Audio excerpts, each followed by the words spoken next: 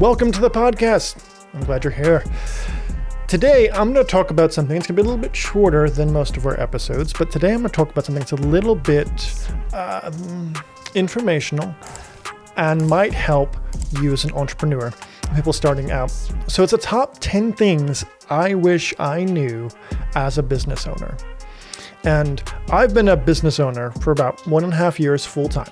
Like I left my job and I went full-time. I still contract and things of that nature and still connected with the previous job that I had.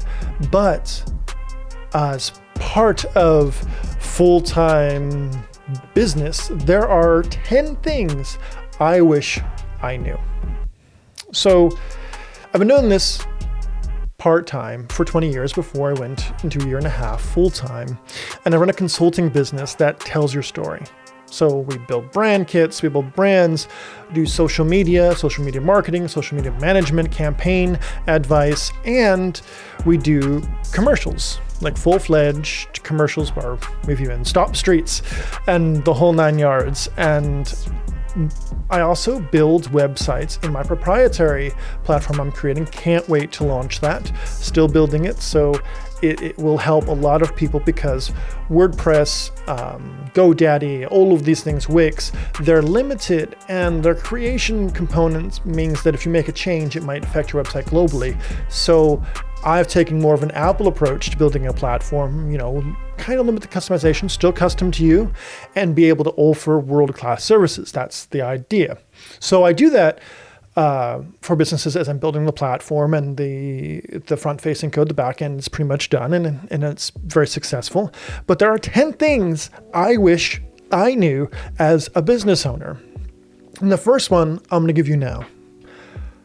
As a business owner, as an entrepreneur, once you begin to pursue the passions and the purposes that God has in your life, or you begin to pursue the company and the idea, you have a product, you have a service, you're going to discover there's no such thing as off the clock. So, number one, you're going to have late nights. It's part of the process. You're not going to have weekends to yourself, and they're not going to have holidays. You're going to work on all of these times. Now, you get to have the freedom to work when you want and how you want, but that freedom means that you may be pulling an all-nighter. You may be working 2 days in a row. You may be working through Saturday and through Sunday, even though I believe in a biblical day of rest, it does happen. And the important news here, as a business operator, I kind of knew that. Like my previous job was producing and creating commercials and working for nonprofits. And that itself I was used to working those long hours and such. And so moving that to a business made sense. But I didn't understand that it was a constant thing. And I also face creative burnout in some instances. So I may have to take a different day of rest in the week so that I'm rested and can accomplish the goal and accomplish the deadline and make a deliverable that my clients are going to love. That's number one. And before I continue to the rest, look, podcasts only grow if you hit that like button, if you hit that share button, if you click on that bell, and you tell people about this podcast. This content is going to help you as an entrepreneur and a small business operator if you're just getting started. Even if you're not getting started, there might be some tips and tricks in here that you may or may not be prepared for. So late nights are a thing. Working long hours and holidays, that's number one.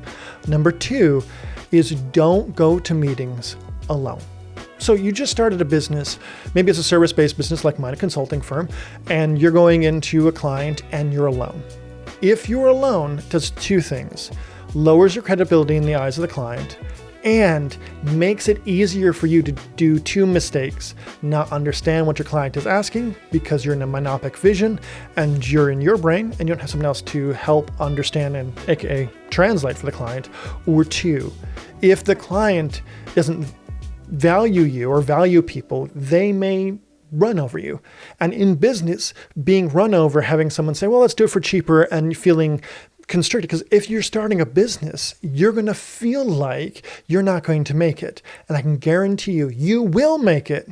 You will succeed. You will. You put in that work and you will succeed. You get those sales, you will succeed. But you don't have to break your back for clients that may or may not value you. And that may seem, a little bit like a misnomer because, clients or customers are always right. Customers aren't always right. They don't make good decisions. They make decisions emotionally, based off emotional contexts. And if you're a small business owner and you go to a meeting alone, you're going to feel caged sometimes, cornered, forced to make decisions that may or may not be good for you and your business. Remember, if you're building a business is separate from you.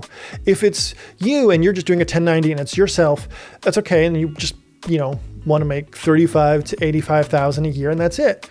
I have a business. I have people that I've employed, contractors, and I'm building capital for my business so I can build these other components so that I can grow and expand and do what God has asked me to do. I can't grow and expand if I'm going to a meeting and I'm getting side railed or I'm not understanding my clients and I lose the sale because I don't understand what they're asking for. And bringing someone to the table is going to help you. And remember that point. We'll come back to it. So number 3 is don't overdo contracts. Now, I'm a firm believer in contracts. Here's why. It helps your client know and your customer know this is the expectations. But if you overdo it, you're going to turn off sales, A, or B, they're going to sign the document not knowing what they're signing and not knowing the implications. So when you're like, well, your contract says X and we've informed you it's in your contract, they may not understand what that means. And when you get close to X, they may be like, well, I never agreed to that. And you're like, well, it's in your contract. But just because in your contract does not mean someone's going to read it, especially if it's 20 page. I'm a small business owner. I know it. I get it. There are some times I've sat with clients and gone through the whole contract. Other times I've just sent it over. And there has even been good times. And we'll talk about those in a minute. But have a contract, yes. I've changed my contracts to include something called project scope. Here's all things in scope. Here's all things we talked about, but we said wouldn't be in scope. So they know if I charge them, if there's an extra additional charge, I can say, hey, this is coming up. Do you want to do this? They say yes or no. And I say, yes. Well, if I do this, it's chargeable. And this is how much it's going to cost. And then they make the decision whether it works. And sometimes, as a business owner, for a relationship, maybe like, you know what, maybe that thing, adding a voiceover to something, maybe it's just, cheap. It's $300 or it doesn't actually cost you anything. Or maybe it does cost you something, costs you time, because time is money. Calculating time is money. Everything that you do is equatable to a quantifiable amount. Okay, keep an eye on that. So, and then if that's the case, okay, it's in the contract that it's out of scope, but you know what? It's going to help us build relationship. Hey, just so you know, it's out of scope, but I decided I'm going to do this for you to grow our relationship. And you'll know coming into the next round, okay, that might have to be included on the next contract, on the next project you do with a particular client. Okay?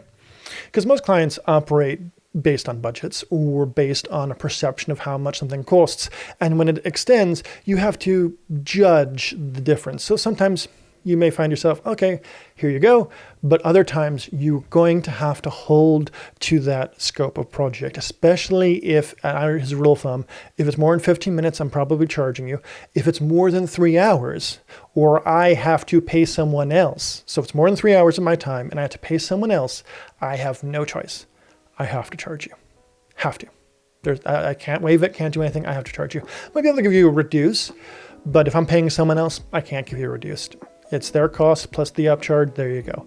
And we'll talk about upcharges in another time. So late nights, no weekends, no holidays. Don't go to meetings alone. Don't overdo your contracts.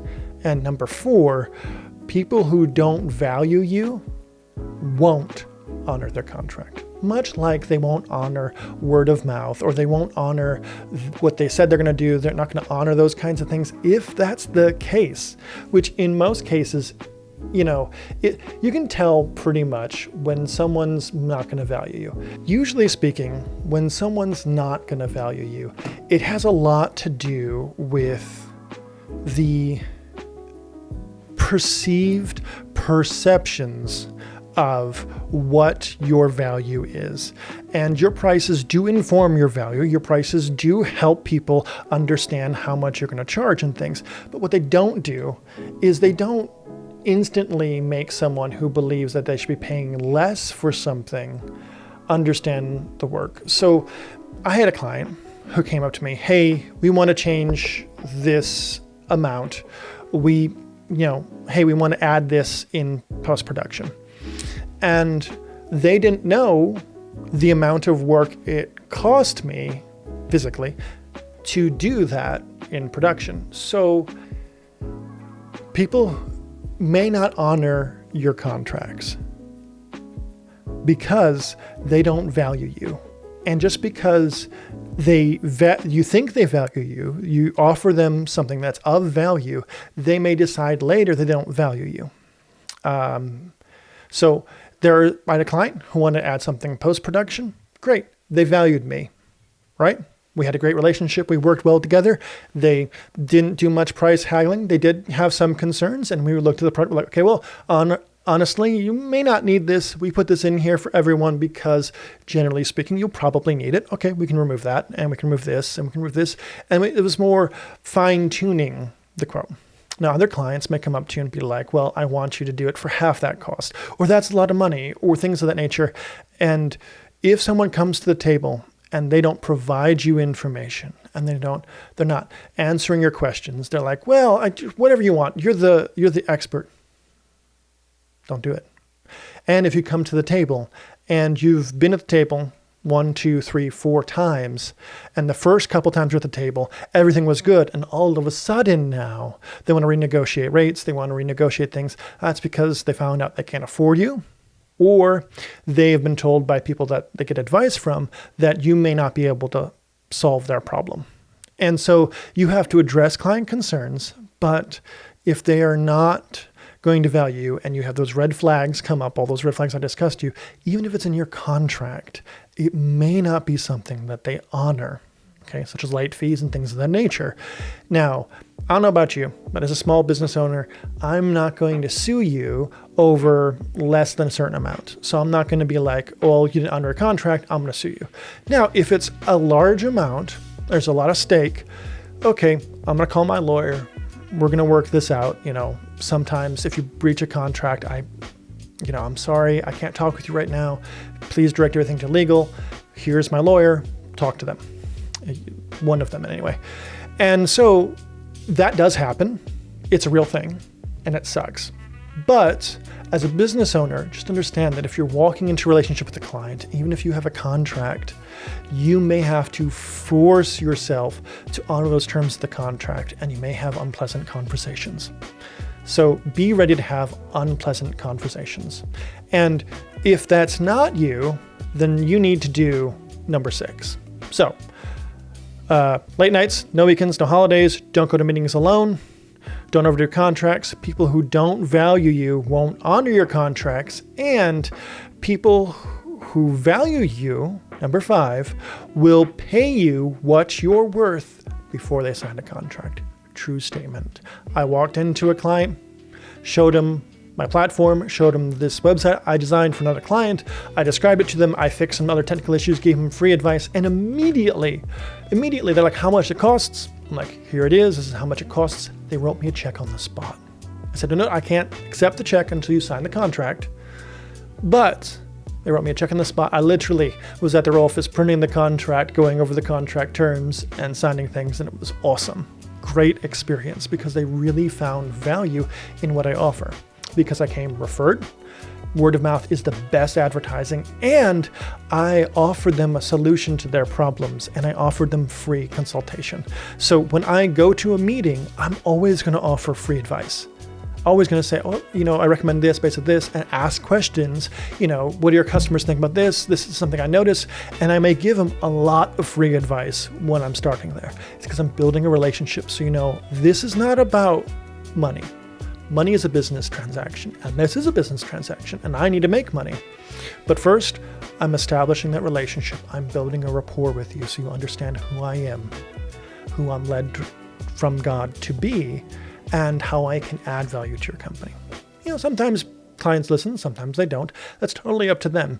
But the advice is there. Sometimes it's free. And when they have a retainer and those kinds of things, I offer free advice all the time because you're on retainer. That's consulting services. Like, in my opinion, the consultation is part of it.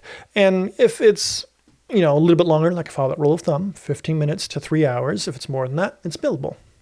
I'll let them know before it becomes billable. I'll be honest. People who don't value won't honor your contracts, but people who do value, they may even pay you before they sign the contract. And you'll find that they honor your contract, that they won't look at you like a person. They'll look at you as a business. I agreed to do X. And just like in Apple's world or Netflix's world, if I don't do Y, I lose my subscription. They're going to think of it as black and white. It's your responsibility as an ethical business owner to support them and to make wise decisions with those customers and clients so that you don't throw the book at them. You don't take advantage of small businesses or don't take advantage of anyone. But the rules in the contract are there so you know how our process works. And if you have questions, I answer it. There are sometimes I'll modify a contract. I had a client who there's a particular package they didn't want to put in the full amount. It was a little bit high, they thought. And even though it's standard for me to do that, pay up front, it's packaged, it's bundled pricing, it includes this amount of hours, and it's bundled in it. Made the change to the contract, built a relationship, felt it was going to go well. It went well. I like to think contracts as a guideline, a box. So this is the box. People who don't have restraints, don't have constraints, don't have rules, regulations, and those kinds of things, they kind of get lost. And so with this box, even if the project goes a little bit, what we call scope creep, and new projects kind of get added, like changes just a little bit, at least the box is there and we can reference the box back. And even if it's a little, okay, because it's natural in creative process, it's a natural part of the process. But if it's too much, I can bring it back to the box and say, this is what we agreed on, this is the scope of work. And unfortunately, that has to be billable. And I'm sorry, just because, it's over 3 hours or it's over 15 minutes, depending if it's change or if it's a new addition, or I have to pay someone else for it. If I pay someone else for it, I can't fund that cost. Unfortunately, I have to pass that to you. And just like any good business, it's their cost plus an upcharge, percentage up, because you're in business to make money. Now, this next thing, I have great spiritual sense. Like, if you've got a problem, call me up. I'll minister to you. I'll pray with you. I've got scriptures that I can go through, boom, boom, boom, boom, boom, and I can edify your spirit. I've got some physical knowledge now. I actually I have a personal trainer and a friend that we've been working out together, and I've been paying a lot of attention and working out aggressively, to just build physical discipline to help my spiritual discipline out. And I have that.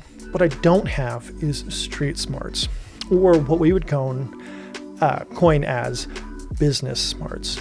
And so I know tax code and I know how to operate a business legally. I don't know how to grit and grind a business and make a business decisions and make things happen. I'm way too kind. And that's because that's who I am, but it's not how businesses grow. You're in business to make money.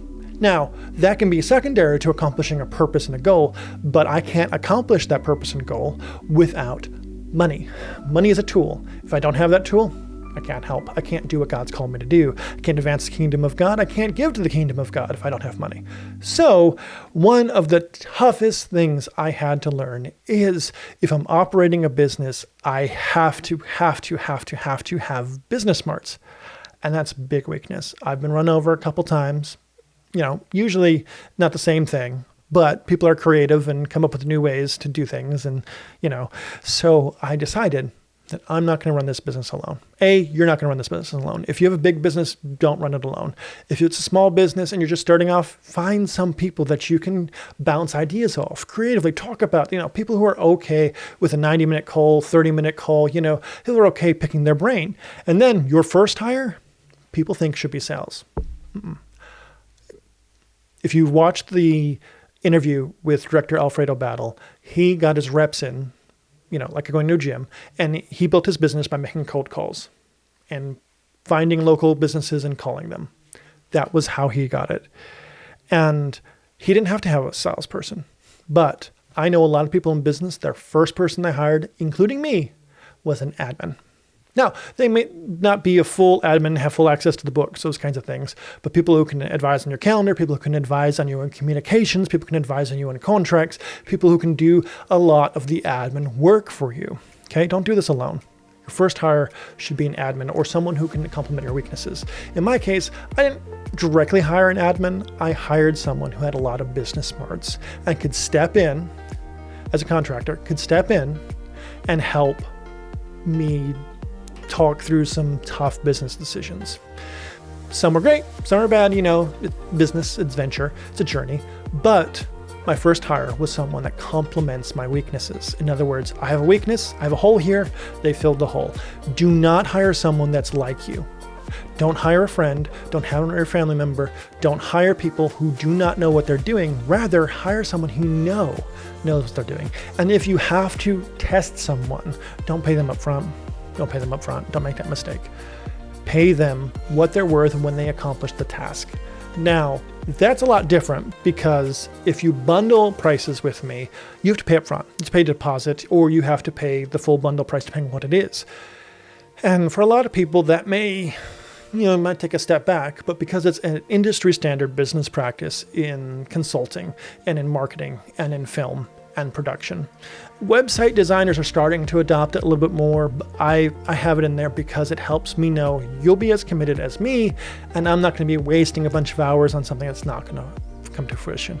But there are some things such as sales and, sometimes you have to test someone and you find ways to be creative. Like, I won't hire someone if they're not true to their word. Won't contract them, won't talk to them. But I also want to give all my psychological secrets away because I don't want people to know the right answers to the questions I ask. Because I want you to have integrity, be ethical, and be able to operate on not my level, but on a new business level. You have to understand, not everyone you hire is going to be able to operate on a new business level. You don't need to hire people that are going to take their salary, going to take their hourly, and walk away. And I mean, they work 9 to 5, punch a time clock in, they do minimum amount of work and leave. There are some times where you need to hire those people to fill a position. But if you're starting a new business, you need someone with grit, grind. I'm going to work for you even if I'm unable to meet my contractual terms. And I'm sorry about that. I understand that I might not get paid because I didn't meet my contract obligations. Okay, but I'm still working with you. I'm still fighting for you. I'm still making those calls. I'm still doing those things. And when that happens, that's the kind of person you need to hire. Because in business, unlike family and friends, in business, it's a money thing, right? It's an equatable activation. Either they should, and if you hire an employee, they should do two things: remove stress from you, or, which also saves you money, and makes you money, or make you money. They remove stress from you so that you don't get burnt out and you're able to focus on more projects. Great, you're making more money. Or they need to be making more money. Customer service, their number one goal is not to make customers happy. It's to keep customers from leaving, which keeps your revenues growing, right? Which is why you call customer service and you can get late fees waived and all those kinds of things, because they want to keep customer retention. That's a customer service job, customer retention. And if a customer leaves, okay, why'd they leave? Get them on the phone, find out why they left. Let's discover how to fix those things. For the past 10 years, great clients. I learned a lot. And great clients. I have great clients. And occasionally you'll have a client who's still great, but offboards. And that happens. And we're not going to be a great fit for everyone. And that's okay. Don't be frustrated about it, but do the ethical and the moral thing and take care of them. They'll be back. And if they're not back, you've taken care of them. They're not going to leave a bad mark on you. They're not going to, it's going to be beneficial to your company. Learn from everything, processes, that kind of thing. Which brings me to, so we have, don't do it alone. Hire an admin, hire someone who complements your weaknesses, not you. And then sales is tough. Sales is tough. Cold calls is tough. Word of mouth advertising, great. I offer a commission contract to anyone, friends, family, whatever. Hey, if you send someone over to me, great, I'll send you a contract. I'll get you a percentage. Not a high percentage, but the way my pricing structure works, it's a decent amount. Hiring salespeople is tough. Okay, because everyone says they can do it, and until they can do it, you're not going to know if it's going to be successful. And my advice to you is to never pay a salesperson up front. I did. And the good news is I found someone who's good who made me my first $10,000 sale. Great. But not everyone's going to be like that. And in my experience working with salespeople, I offer them commission. It's a good commission, as you know. It's a good commission.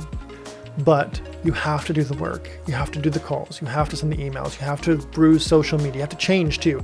There are some salespeople who have not adapted from after COVID, which is strange to me. Like, how do you not adapt?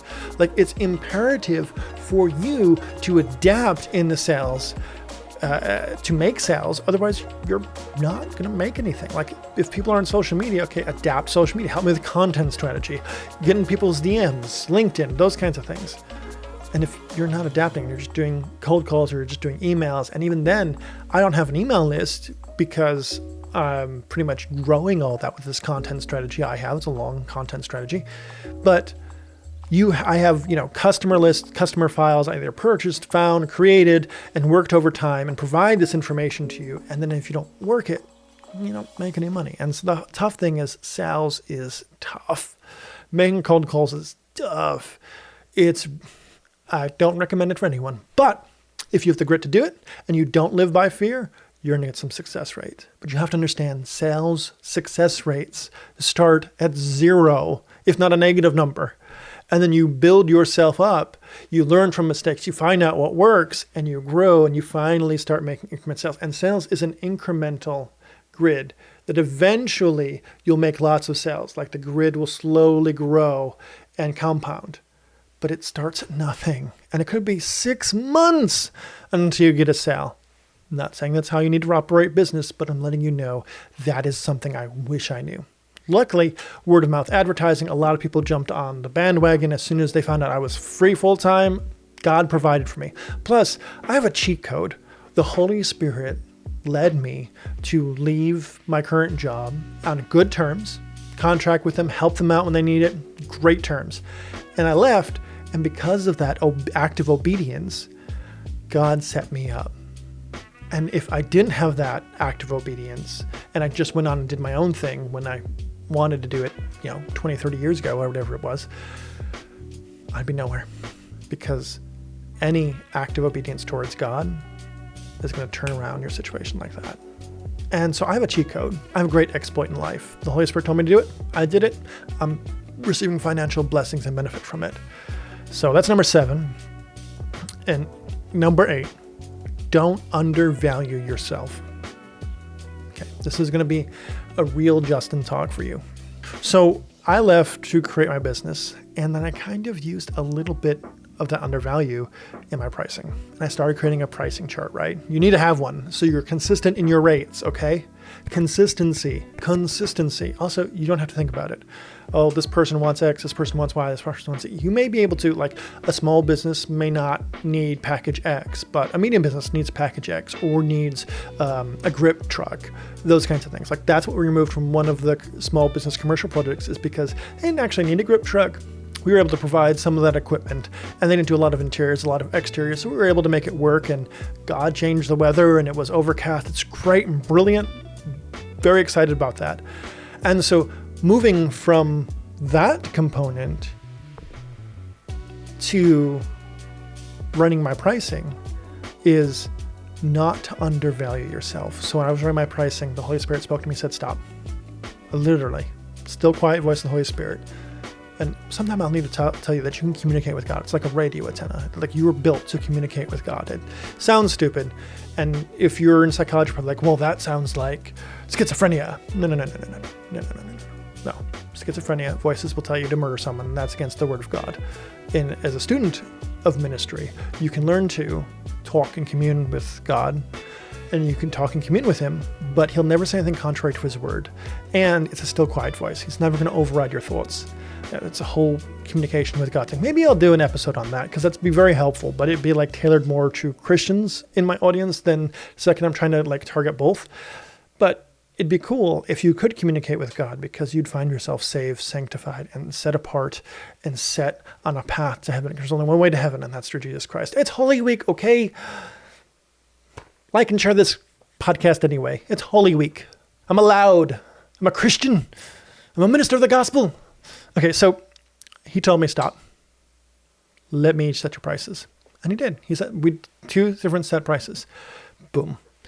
First one, there were itemized prices for each thing, and it was just to get me warmed up to the pricing structure, which was higher than I had thought. Like it went from $35 an hour to around $150 to $250 an hour, depending on what it is.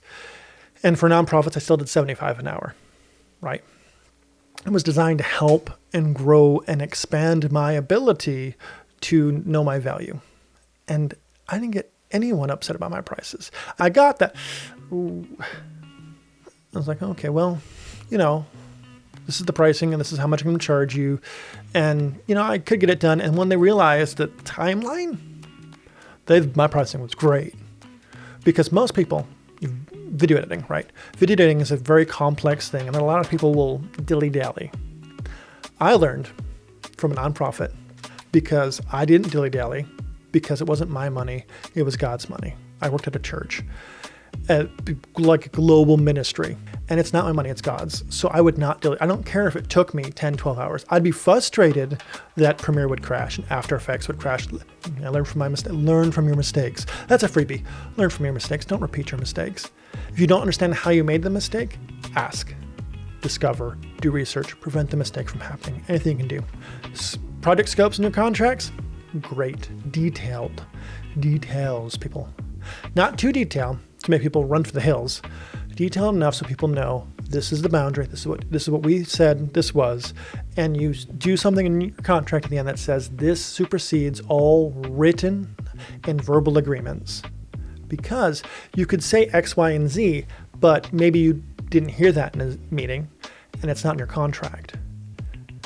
Do not be held obligated to that. Now, if they say, hey, we can't sign this contract because we want you to include X, and we thought you were going to include it, but it's not listed here. Great! I made a mistake. I'm putting that in right now. Is there anything else I might have missed? Perfect. So that way, and don't be like, well, that's the contract, sign it or not. Like, there's a human aspect to this. Grace and mercy shall follow you all the days of your life, and you shall dwell in the house of the Lord forever. You can't dwell in the house of the Lord forever if you're not giving grace and mercy to your clients. You're going to dwell in the enemy's camp, and that's the Babylonian system, and that's interest and debt. And debt. You don't want to live in debt. You want to live in prosperity and freedom from all of that. If you don't give grace and mercy to your clients, you're not going to receive grace and mercy from your debtors and everyone else. So come on, take a step of faith. There's a yin and yang to it. I hired someone, I call them an executive consultant, and they consult on all my major projects, and they let me know if I'm being hosed or if I should make an adjustment. And most of the times, I need to make an adjustment in my thinking. But there were sometimes like, okay, I need to be here, and this is how it goes. And it's business. Like I said, one of the things I lack is operating business, but if I pass everything through my executive consultant, they fix it, they warn me, they let me know, and I make sure to follow their advice. Find people that you can value their advice. Now, sometimes you'll make a decision that God told you to make. Well, okay, make that decision. Follow the voice of God. Obedience is better than sacrificing in pain later. And that's a whole nother subject for another time. So sales is tough. Don't undervalue yourself, okay? Then I had done a second pricing structure update where everything went to what we call the universe standard hourly. Everything has a universe standard hourly because the type of work I do is very specialized and in high demand. And my hourly, so like my hour consumption, like a video editor, I went on a tangent here, but a video editor could take 18 hours to do something, and I would take 3. So that's why my prices are high. And clients at the beginning say, okay, I love your work. I want your work. Okay, I'll pay the price. And then with the exception of 1 or 2, 99.9% of the time, boom, they get the price. They're like, that's it? I was like, yeah, I only worked on that for 3 hours. They were like, this guy would charge us for 20 hours. And it would be 2 times, 3 times that cost. We were expecting this. I was like, well, my hourly, and I work in an hourly. You don't inflate your numbers? No, I don't inflate my numbers. In fact, if I don't track my hourly, then I'm going to stick on my budgeted contract amount because I'll usually go over it, and I'll stick to that budget contract amount because you're not going to get a refund on the budget contract. But if the budget hours is 30 and I go over that, it's technically billable back to you. And if I don't track, it's my fault, not yours. Okay? But 90% of the time, I track it. Start and stop. Go on a coffee break, stop. Take a phone call, stop. All those kinds of things. I track everything. I know how much I spent on a call with a client. I know how much work I've done with a client. And it's precise down to the second. Now, in my contracts, it says you can't receive that information because a lot of people will do the nitpicking and things, and it's part of our process. You agree to our process, you agree to acknowledge our process, and we're not agreeing to nitpicking. But ethically and morally, I only track work I do for you. I don't track when I go check in an email, when I get a text message or a phone call and I have to respond to it. I hit the little pause button and I move on. And I make everyone in my business do the same thing because fair and ethical business.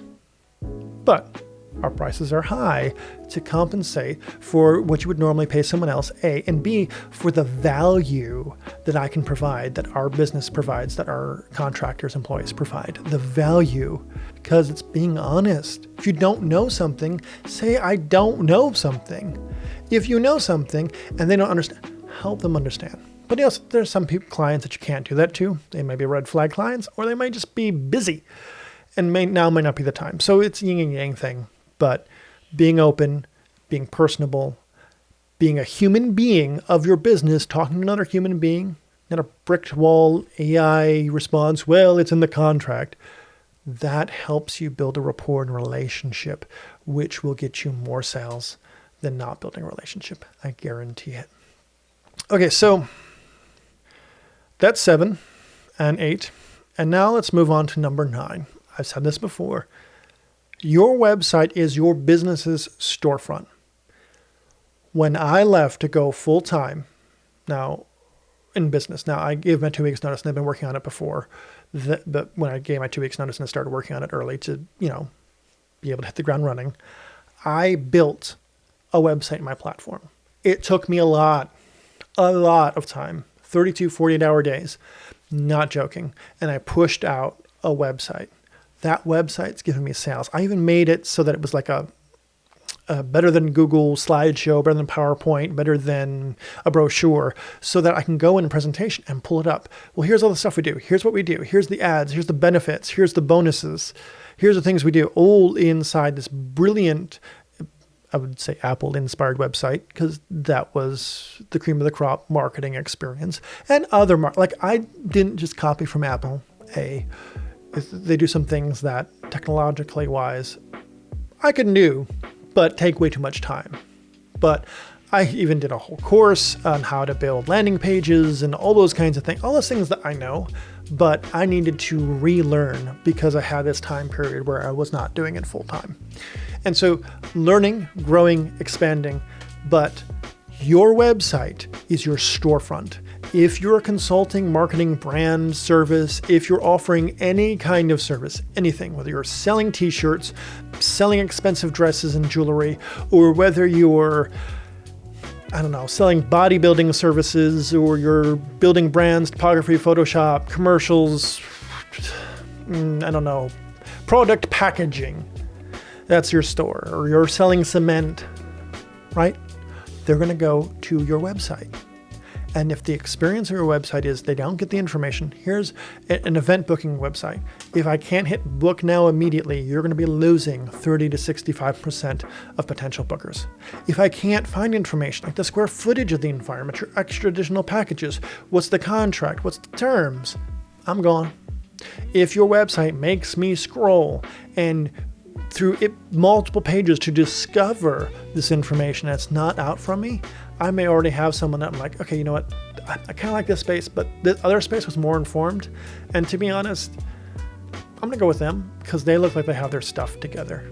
Now, like I said, customers don't make great decisions based off of facts and figures.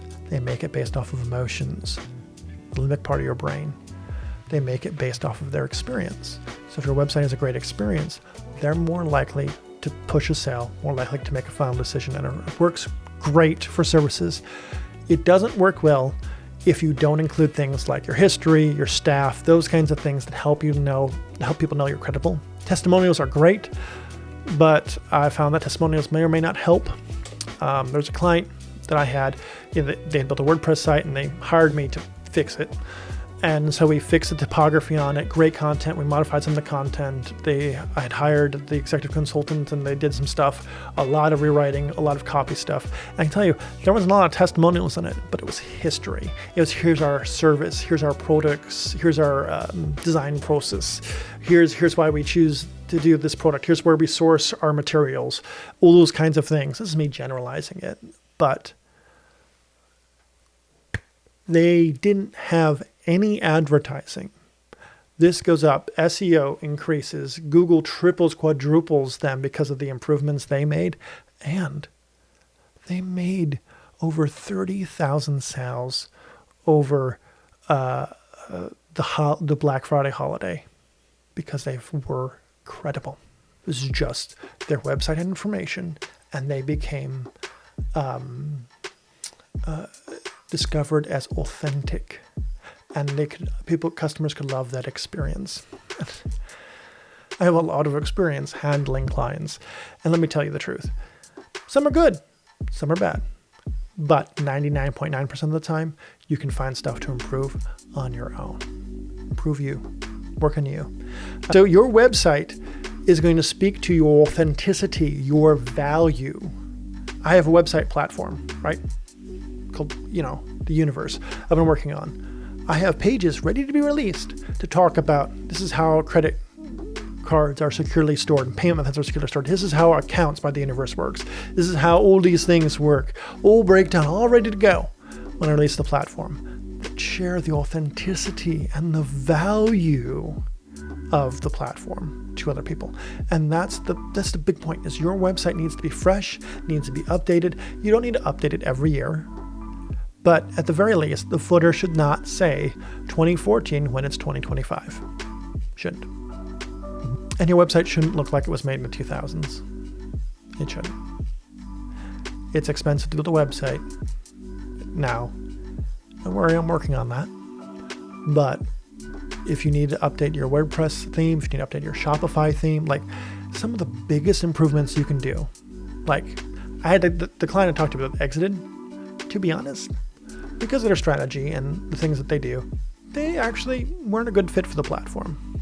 Because all they had to do, without needing all the extra frills of the platform that kind of helped, but didn't really help their use case, is just update their Shopify template. Big bonus. They didn't have to move over to the platform. Now that's what I sell and that's what I do. And since then, advising clients, hey, you could save a lot of resources if you do this, as opposed to this.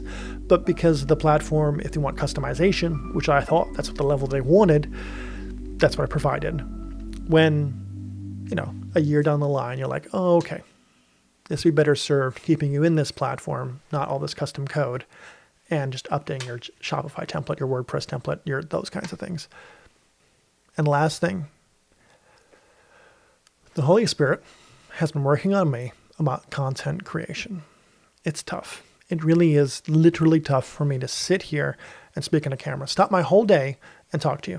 Because it literally takes me about 6 hours to edit a podcast, because I go through listening to it, make notes, also to make me sound credible. Because when I first started, it's a lot of ums, buts, and those kinds of things. Even though I had a lot of experience working with talent on camera, this is kind of like the first time I've been in front of camera this amount of time. And so it takes time. Building content is not an instant gratification thing. I wish it was. I really do. And it's about finding what people like and finding what help people grow. And sometimes it's about clickbait, but that's a whole nother discussion. But content creation is a organic social media reach. Content people want to have, love to have, no promotional material, no ads, want to have, deliver it, and they'll come back. Okay, so we're going to conclude this. I'm probably supposed to be on a call in a minute or two. So I pray right now that the Lord bless you and keep you, shine his face upon you and give you faith, and be with you this Holy Week. And if you're celebrating Easter Sunday and not Resurrection Sunday, may be with you on that too. May he resonate and may you know his presence is real. May you know his peace is real. May you know that his sacrifice for you helps you live in freedom from financial bondage, from addiction, and all of these things that may ail you, from depression and anxiety, that Jesus Christ died for you, rose again, took the keys of death, hell, and the grave, so that you can live in eternity forever in a perfect place at God's side in heaven, and possibly to build universes and kingdoms and work with God beyond, above and beyond what you know. Read Revelations. Or the revelation, sorry, it's not Revelations, it's the revelation of Jesus Christ. And if you read it from not the mindset of the apocalypse, but the things that God's promised being fulfilled, you might have a few chapters you might need to be like, you'll discover that God has a plan for you and purpose. And I pray that you discover his plan, discover his purpose, and be with you in everything. I'm the JumpCutKing. Like, share, comment, subscribe, hit that bell, and we'll see you next time right here on the Create Podcast. Be blessed and be at peace.